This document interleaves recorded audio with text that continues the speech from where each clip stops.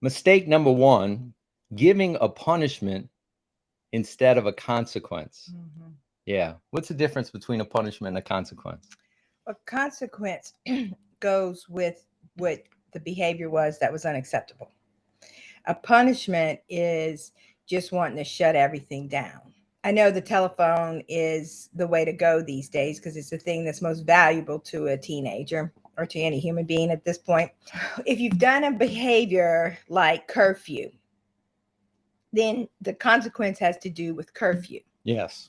So if you come in every 5 minutes you come in late, you lose an hour for your curfew. The next time you go out. Yeah. So, in other words, a punishment is a random act to punish the person for disobeying a rule. A consequence is when you have them do a behavior that actually does what you Right. expect them to do. So, for example, if they're being unkind to their sibling, the Right. consequence is not to take away their phone. The consequence is they have to do 2 or 3 acts of kindness towards their sibling. Right. So the desired behavior that you want them to have is what you make the consequence for. Right. It doesn't make sense to randomly take things away. Go to your room for 5 hours. All right. No, no. If they're using the phone inappropriately, then they may get the phone taken away Right. from them and then go over writing 5 rules of how to use the phone that's appropriate and not appropriate, and to sit down and discuss those with you Right. before they would get the phone back. So it's so important to make sure that your consequence that you give them, it doesn't say ignore the behavior. No, you have to Mm-mm. absolutely address it, but have them do an exercise in the desired behavior that was errant. Does that make sense? If they're unkind, exercise in kindness. Mm-hmm. If they're irresponsible, an exercise in being responsible. Mm-hmm. If they're not following through on their chores, then an exercise in doing chores. Right. And they don't get the privilege back until they complete it. Exactly. You set up a whole halfway house on consequences, huh? Yeah. I always tell people there's 3 to 5 you pick, and 3 to 5 rules that they need to master.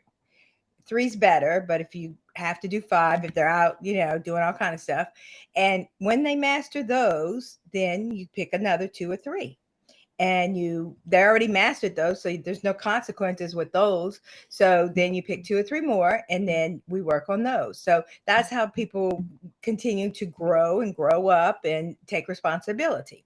So it first, of course, you always start with the things that are aggravating you the most, because then you'll get along a lot better. So if it's curfew, picking up their room, locking their car, keeping their car clean, being off their phone at certain times, doing their homework, whatever it is, Yeah, and another tip that goes with that particular area, usually their behavior is consistently errant in the same area. If they're being disrespectful, obviously the consequence needs to be them doing an exercise and being respectful, but also make that a value. That's what you're going to instill in your child in Mhm. this season of their life.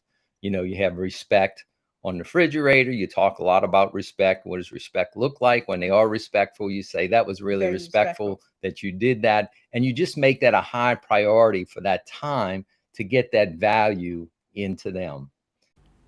So give your teenagers consequences instead of punishments so that you can get into them the behaviors that you want them to learn. This is one of 7 mistakes that parents do in parenting their teenagers.